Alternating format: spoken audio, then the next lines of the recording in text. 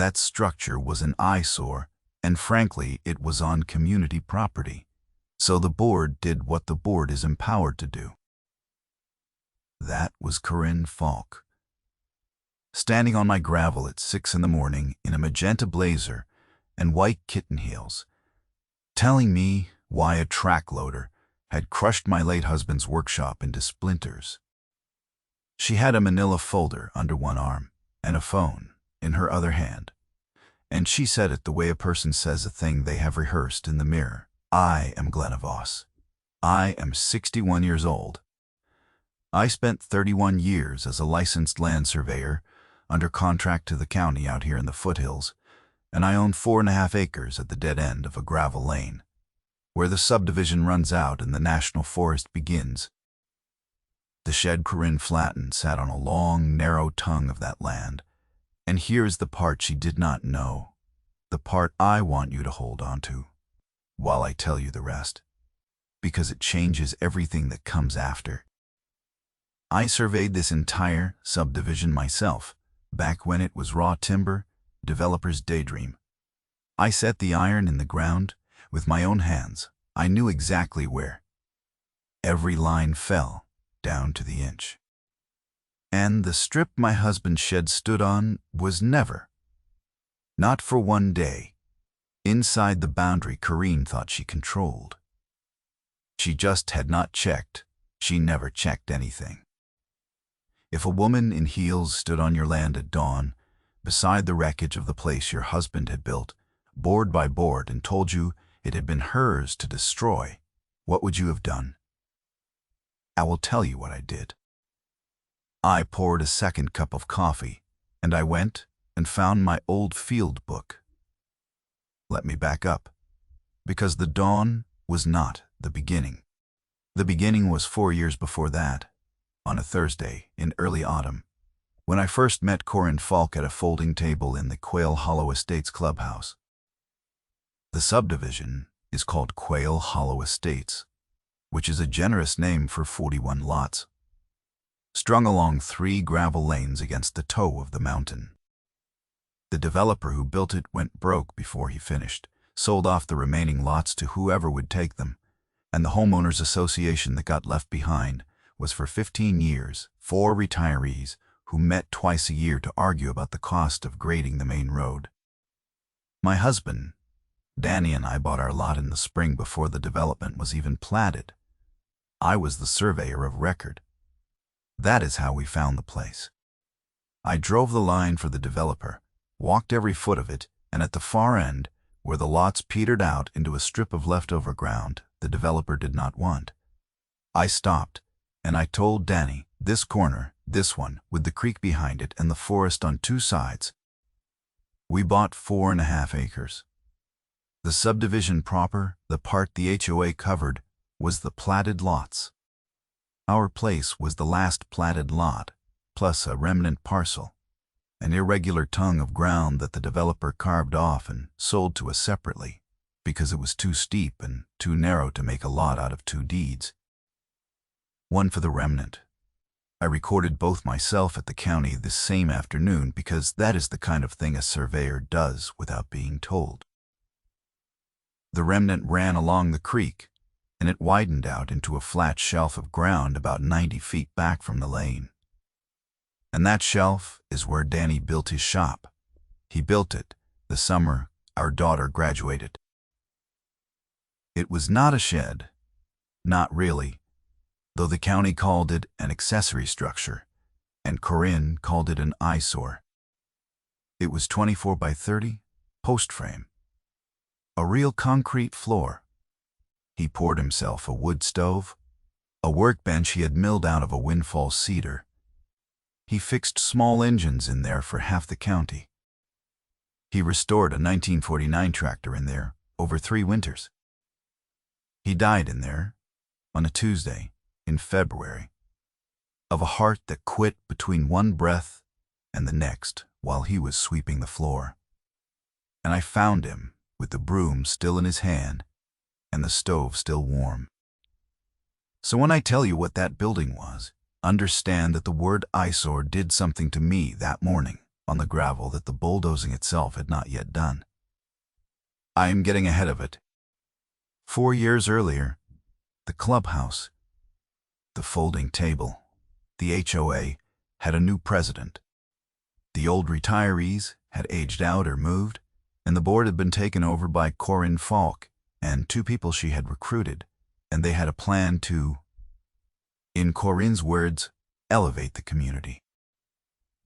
Corinne was in her early 50s then, trim, sharp-featured, with a dark bob cut to a hard line at her jaw, and the kind of tan that comes from a booth. She had moved into one of the larger lots up near the entrance, with her husband, who was something in commercial real estate, and who, I do not think I heard speak more than 10 words across 4 years. Corinne did the speaking. She ran that first meeting with a laminated agenda and a laser pointer, and she informed the 11 of us who bothered to show up that the association had been, her word, dormant, that property values were being suppressed by, her words again, a lack of aesthetic harmony. I had read those covenants the day I bought the lot, the way I read everything. They were thin. They covered setbacks and a ban on commercial signage and a rule about livestock. They did not cover paint colors or shed placement or the height of a person's grass, no matter how much Corinne wished they did. I said as much, mildly, from the back. I said the covenants, as recorded, were fairly limited, and that anything beyond them would need a vote and an amendment filed at the county. Corinne looked at me, the way you look at a fly that has landed on the rim of your glass. She said, and I remember it exactly, "We'll see what the community wants." Then she moved on. That was the first time I understood that Corinne Falk was not interested in what was filed at the county. She was interested in what she could make people believe was filed at the county. There is a difference, and it is the whole difference, and most people never learn it until it costs them something. I want to be fair to her, as much as the facts allow, because a person who is only a cartoon is not worth 4 years of anyone's life. Corinne genuinely believed she was improving the place. She also, I would learn much later, owed a great deal of money on a house she had bought at the top of the market, and a subdivision that looked like a magazine spread was worth more to her than a subdivision that looked like what it was, which was 41 working families and retirees at the end of a gravel road. Her overreach was not pure spite. It was spite with a mortgage behind it. That is usually how it goes. For the first 2 years, the trouble was small and constant, like a stone in a boot. Corinne sent letters. She sent a letter about Danny's work trailer, parked in the lane though it was on our own ground. She sent a letter about the woodpile being visible from the road. She sent a letter, after Danny passed, about the shop calling it an unpermitted commercial structure, which it was not, because Danny had pulled a county permit himself, and I had the stamped copy in the file. I answered every letter the same way. I wrote a short, civil reply. I attached the relevant recorded document. I sent it certified mail, and I kept the green card. I want to tell you about the file, because the file is the spine of this whole thing. I am a surveyor. My entire working life was the discipline of writing down what is true about the ground, and being able to prove it years later when someone with money wants it to be untrue. I keep a field book for every job, and I had kept the field book for Quail Hollow Estates from the year I drove the line. I had the original plat. I had both of our deeds. I had Danny's permit. I had a copy of the developer's deed conveying the remnant parcel to us, separate from the lot, with its own legal description that I had written myself. I had photographs. I had the certified mail receipts going back 2 years. I kept all of it in a green hanging file in the bottom drawer of Danny's desk in the house. And after he died, I kept adding to it. Because keeping the file was a way of keeping him, because The thing about answering an overreaching letter with a recorded document is that it does not satisfy the person who sent the letter. It infuriates them. Corinne did not want to be correct. She wanted to be obeyed. Every time I sent back a deed instead of an apology, I moved one step up a staircase I did not yet know I was climbing. The midpoint of all this, the place where it turned from a nuisance into something with teeth, came in the third year, on a Saturday in June. I came back from town to find a man in an HOA polo shirt and a clipboard standing on the shelf of ground behind my house, taking photographs of Danny's shop. He had a tape measure out. He was a tall, soft man named Gerald, the board's so-called compliance officer, and when I asked him what he thought he was doing on my property, he told me he was conducting his word walkthrough, and that the structure was, his words, functionally part of the association's jurisdiction. I told him, level and plain, that he was standing on a separately deeded remnant parcel that had never been part of the association, and that he needed to leave. He told me the board's attorney disagreed. That was the first I heard there was an attorney. I watched him walk back up the lane to a white SUV, and I went inside, and I wrote down the date, the time, the words he had used, and the fact that the board now had counsel. Then I called the county recorder, an even-tempered woman I had known for 20 years from my working days, and I asked her to pull everything that had been filed against my 2 parcels. She called me back the next morning. Nothing had been filed. Whatever the attorney had told the board, it had not touched the public record. They were operating on a story. Here is where Corinne showed she was not merely careless, she was in her own way careful. 3 weeks after Gerald's walkthrough, the board recorded something. Not against my deed. Against the plat itself. Corinne's attorney filed an amended plat of Quail Hollow Estates, and that amended plat redrew the subdivision's outer boundary to swallow my remnant parcel whole, folding the creek shelf into what the new drawing labeled common area.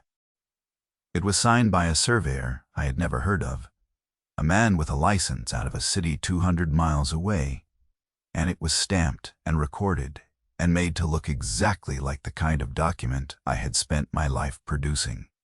That is the move most people never see coming. Corinne did not just claim my land. She manufactured a paper that said my land was hers, and she put it into the public record so that anyone who pulled the file after that would see her version first. She built a forgery on top of the truth and bet that nobody would dig down to the original. I dug down to the original. That is my whole trade. I drove to the county that afternoon, and I pulled the amended plat, and I laid it next to a copy of the original I had recorded myself 30 years before. I want to be precise about what I found, because precision is the only weapon I've ever owned. The amended plat moved 3 boundary monuments. The original plat called for iron rebar at every corner of the subdivision, set by me, and the field book recorded the exact location of each one relative to a brass cap the government had set on the section corner up the hill. A cap that does not move and cannot be argued with. The amended plat claimed that 2 of those rebar monuments did not exist, that the corners had always been 10 and 12 feet farther out than I had set them, conveniently far enough out to put the creek shelf and Danny's shop inside the line. In other words, the forgery depended on the rebar I had driven into the ground with a sledge in 1993 not being there. If those irons were still in the ground, where my field book said I put them, the amended plat was a lie that could be measured. I did not run to a lawyer. I want to be honest about my mistake here, because it nearly cost me everything. I was so confident in the iron that I slowed down. I figured the monuments would still be there, that I could prove the forgery any time I wanted, and that there was no rush. I filed a written objection with the county, and I requested a hearing before the Board of Supervisors to challenge the amended plat, and the hearing was set for 10 weeks out. In the fall, I thought I had time.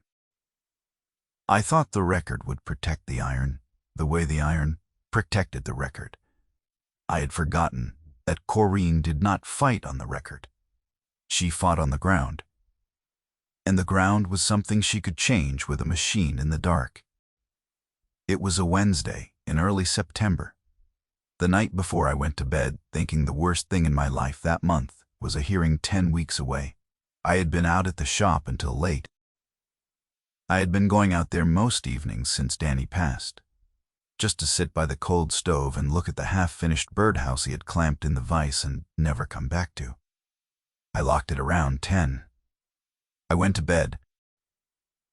I woke at 4:40 in the morning to a sound I knew in my bones from 30 years of job sites, the diesel cough and hydraulic whine of a track loader under load, and the splitting crack of timber.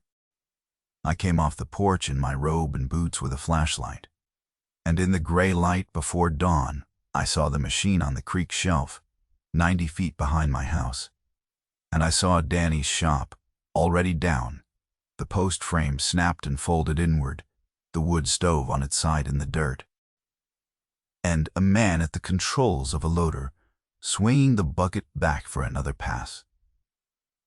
I did not run at the machine. I want you to know that, because there was a moment. I wanted to, a white-hot moment. And the only thing that held me was 30 years of standing near heavy equipment and knowing what it does to a body.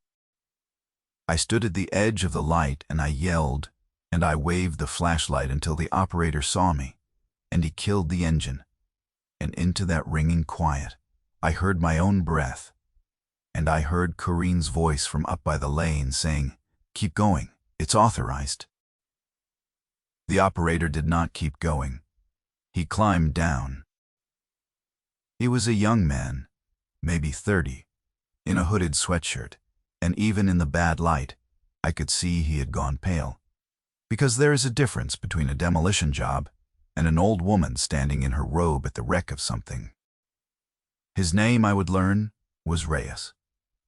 He worked for the subcontractor the board had hired. He looked at the folded building, and he looked at me, and he looked up the lane at Corinne, and I watched him do a piece of arithmetic in his head that did not come out the way she wanted it to. Corinne came down the lane then, picking her way across my gravel in those white heels, the folder under her arm. The sun was not up. The birds had not started. And she stood in front of the ruin of my husband's life's work, and she told me that the structure had been an eyesore, that it was on community property, and that the board had done what the board is empowered to do. She held out a sheet of paper. A demolition authorization, she called it, signed by the board citing the amended plat. I did not take the paper. I asked her one question. I asked her who the surveyor was who had signed her amended plat, and whether he had ever once set foot on this ground. She did not answer that. She told me to put my complaints in writing and direct them to the association's attorney. And she turned to go back up the lane, and that was her mistake. The small human mistake. The careful ones always eventually make. She turned her back on the wreckage as though it were finished business.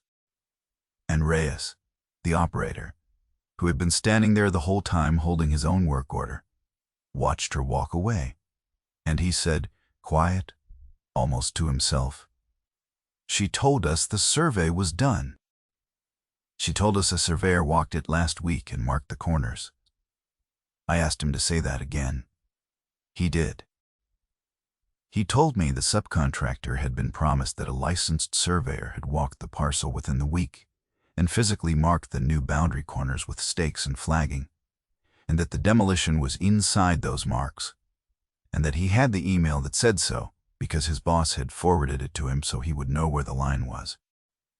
There were no stakes. There was no flagging.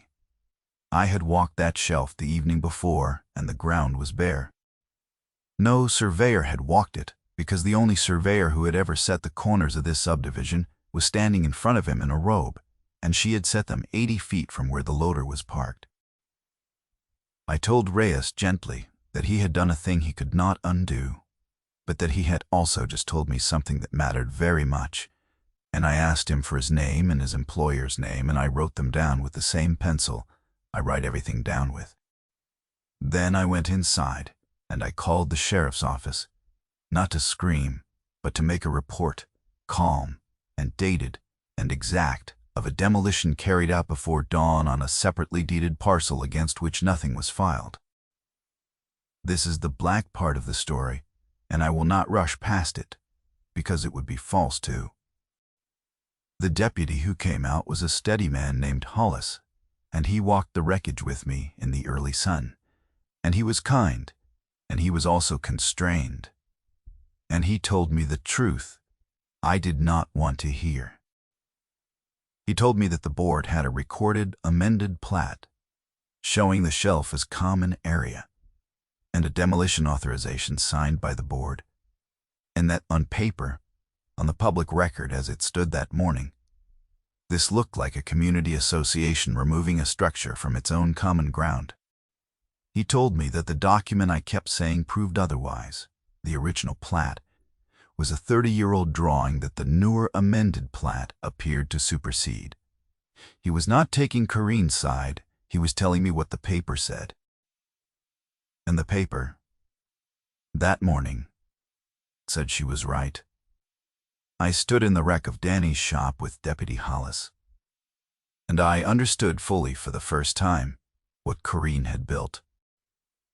She had spent 2 years and an attorney's fees making sure that when she finally tore it down, the record would already say she had been allowed to. The forgery was not the side plot. The forgery was the entire plot. And the only thing in the world that could break it was a handful of iron rods that I had driven into the dirt 30 years before and had not laid eyes on since. That may or may not still be where I left them, under 3 decades of leaf litter and creek silt and root. I asked Hollis for one thing. I asked him to note in his report exactly that I claimed there were original boundary monuments in the ground that would contradict the amended plat, and that I intended to locate them. I wanted it dated. I wanted it on his paper, not just mine, that I had said the iron was there before I went looking for it, so that no one could later say I had driven new rebar in to fake my own corners. He understood why I asked. He wrote it down. That was the first crack of light. The morning after, I did the thing I should have done in June. I stopped trusting the calendar, and I went to the ground.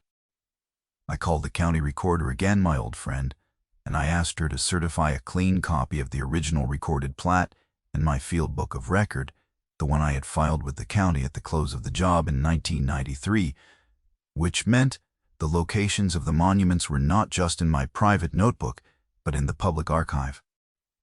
Decades before Corinne Falk ever owned a laser pointer. Then I called a man I trust more than almost anyone alive. A retired surveyor named Marv Tilden, who had been my mentor when I was a girl carrying his chain. 80 years old now and sharp as a transit, and I asked him to come witness, because a fact you find alone is a story, and a fact 2 licensed surveyors find together is evidence. Marv came out the next morning in his old truck with his own equipment, and my neighbor from down the lane came too, a wiry woman named Nan Price, who had retired from running heavy equipment for the Forest Service, and who had never had any use for Corinne Falk, and the 3 of us, with my blue heeler biscuit working the brush ahead of us, went to find the iron.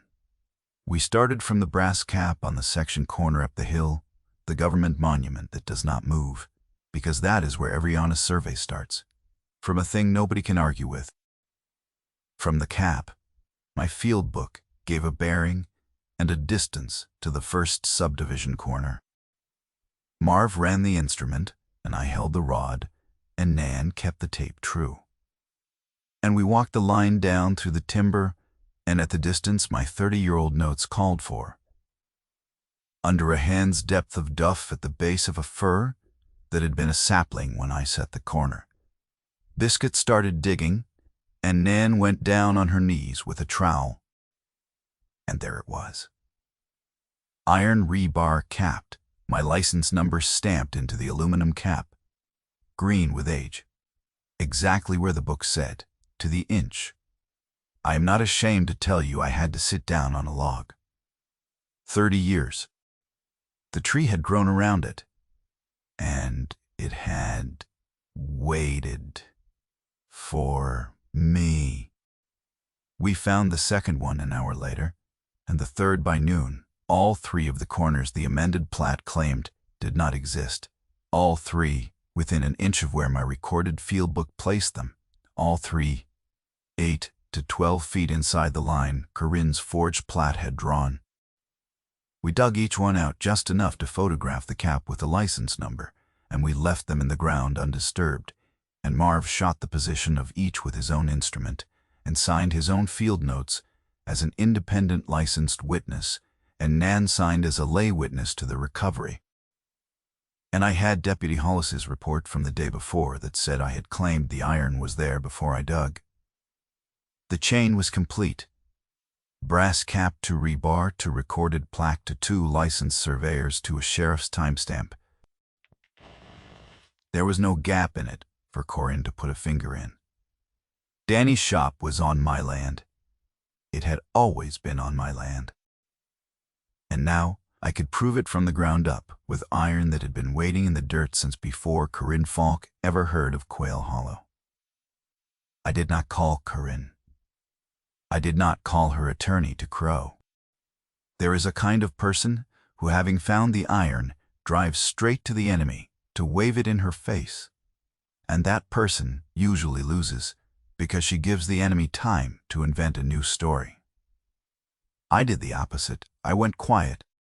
I took the certified original plat, the certified recorded field book, the photographs of the 3 monuments with my license number stamped in the caps, Marv's independent field notes, Nan's witness statement, Reyes's name and his employer's name in the matter of the email claiming a survey had been done, 4 years of certified mail correspondence, Danny's county permit, and both of our deeds.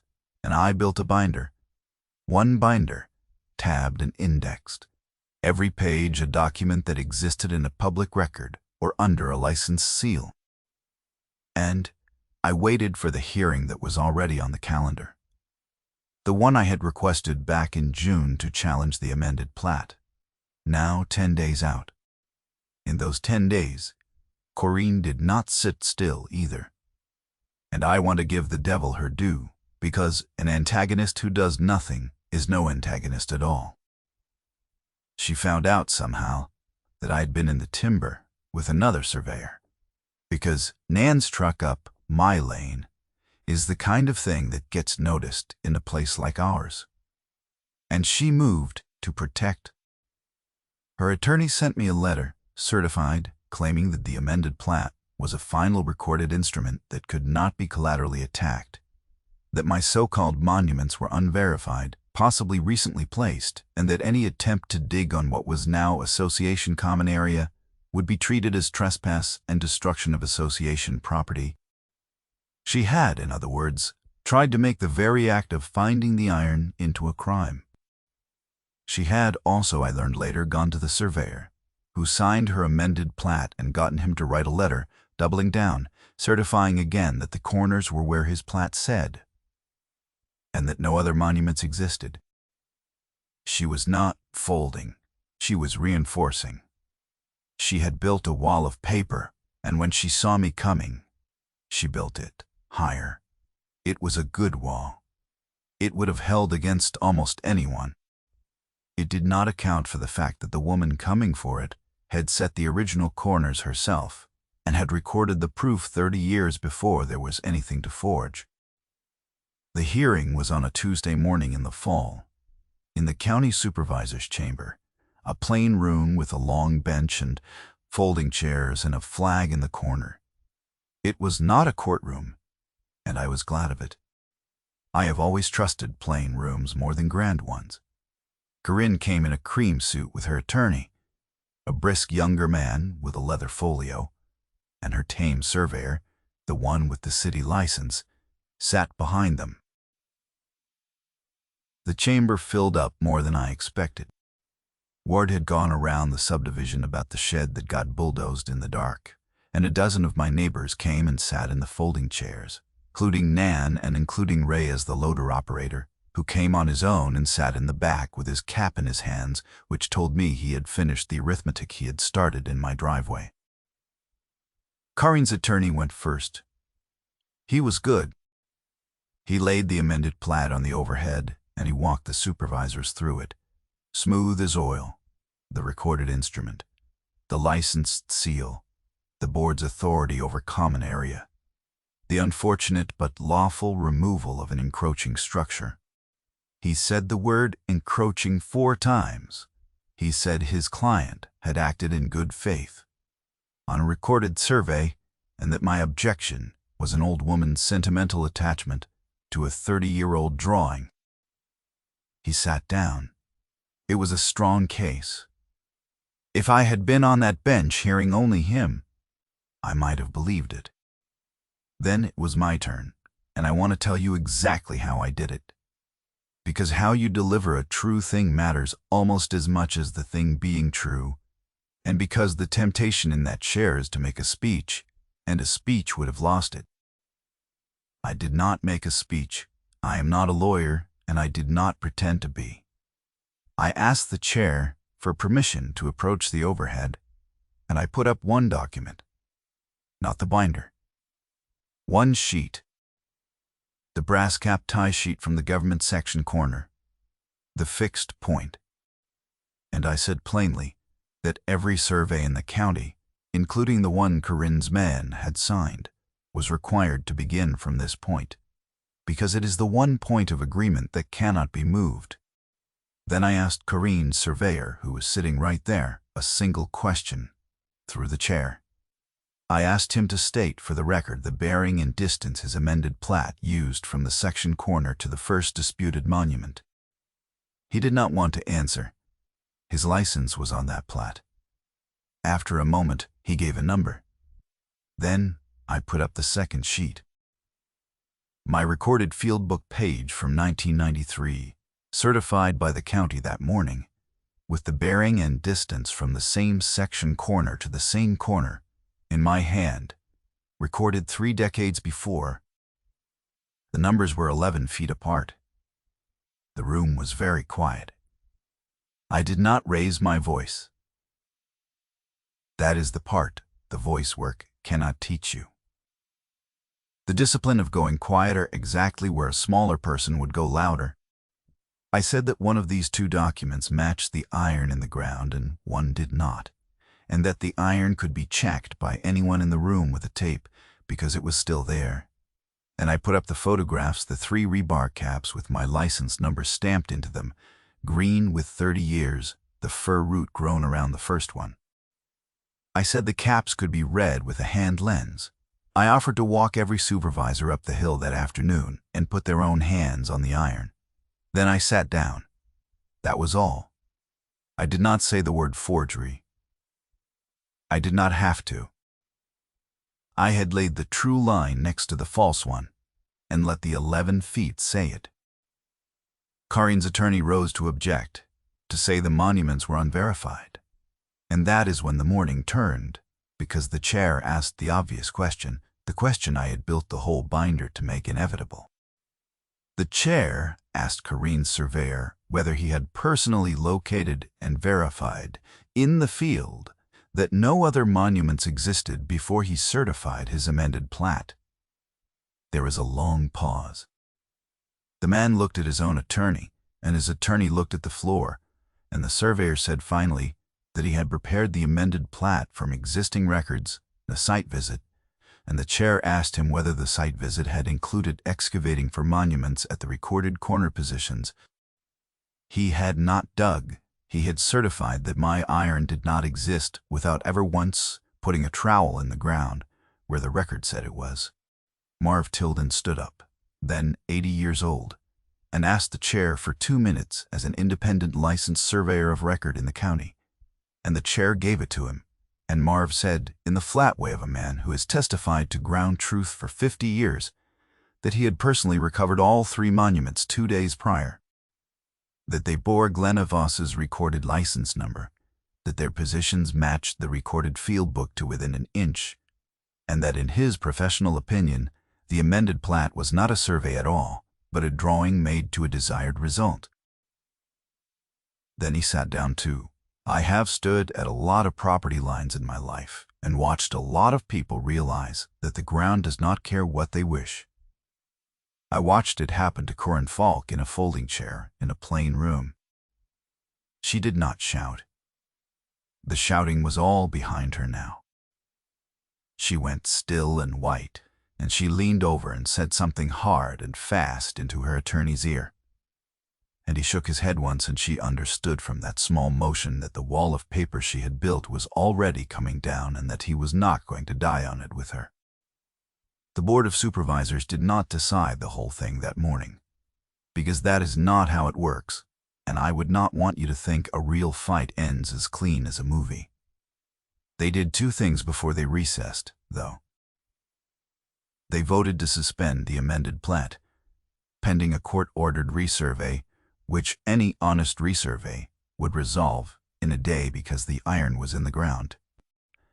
And the county attorney, who had been sitting quietly at the end of the bench taking notes the whole time, asked Corinne's surveyor to remain, and asked the sheriff's deputy in the room, who was Hollis, to take a statement, because certifying to a public record that monuments do not exist without ever looking for them is not a paperwork error.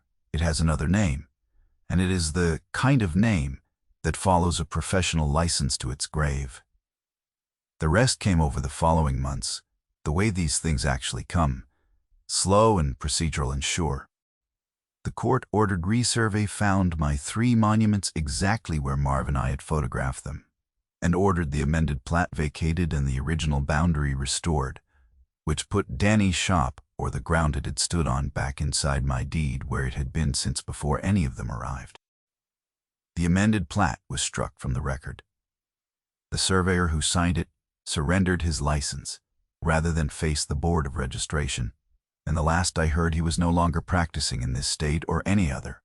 The demolition subcontractor, once Reyes told the truth about the email that promised a survey that never happened, settled with me out of court for the value of the building and its contents, a figure Danny's careful records made easy to prove, down to the restored tractor and the cedar bench. And Corinne Falk, who had borrowed against a house she could not afford and bet the difference on a subdivision that looked like a magazine, was personally named in the county attorney's referral, removed from the board by a vote of the very neighbors she had spent 4 years bullying, and faced a civil judgment. Had put her own over-leveraged house on the market with a sign in the yard that I did not put there and did not need to. She did not go to prison. I want to be honest about the proportion of it. She lost her seat, her standing, her forged plat, the money, and the house she had mortgaged her judgment to keep. The loss landed exactly where she had aimed it, on the property line, which is a kind of justice that a surveyor can respect. I did not rebuild the shop right away. For a while, I left the slab bare, Danny's good concrete floor with the snapped posts cleared off it, and I would go and stand on it in the evening the way I used to go and sit by the stove.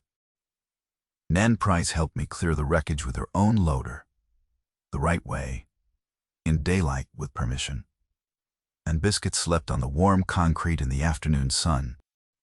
In the spring, my grandson Theo, who is safe and loud and 7 and lives 2 hours away with my daughter, came to stay a week, and he found the birdhouse Danny had left clamped in the vise, the one I had pulled from the rubble and kept, and he asked if we could finish it. So, we did. We finished Danny's birdhouse on the bare slab where his shop had been, the 2 of us, and I let him drive the last nail, and we hung it on the fir up the hill, the same fir whose root had grown around the iron that saved the land. The quail come to it now. I can see it from the porch. I am going to step out of the story for a moment, the way I told you I would at the start. Because there is a plain lesson in this, and you are owed it, and it is the only reason worth telling a thing like this at all. Here's what I want you to take from a 61-year-old surveyor who watched a woman in white heels try to erase 30 years of iron with a piece of paper and a machine in the dark. Know what you own. Not what you assume you own, not what the glossy plat at the sales office shows, but what is actually recorded in your name at the county, in writing, with a legal description you have read with your own eyes. Pull your deed. Pull the plat. If there is more than one parcel, know it. Walk your boundaries and find your corners, the iron or the stone or the monument that marks them. And if you cannot find them, hire a licensed surveyor to recover them, while the people who set them are still alive to ask. Keep your permits, keep your correspondence, answer every overreaching letter with the recorded document and not with anger, and send it certified. And keep the green card. A homeowners association has exactly the authority, its recorded covenants granted, and not 1 inch more. And no blazer, no clipboard, no laser pointer, and no amended drawing signed by a stranger 200 miles away can move a property line that is pinned to iron in the ground. The record is slow, and it is dull, and it is the most powerful thing a small owner has, because the ground does not lie and a brass cap does not move. And when the careful liar stacks her forged documents to the ceiling, the one thing she can never forge is the iron you drove into the dirt yourself 30 years before she arrived. If you have ever had a clipboard tell you that your own land is functionally part of someone else's jurisdiction, you know the feeling in the chest I am talking about.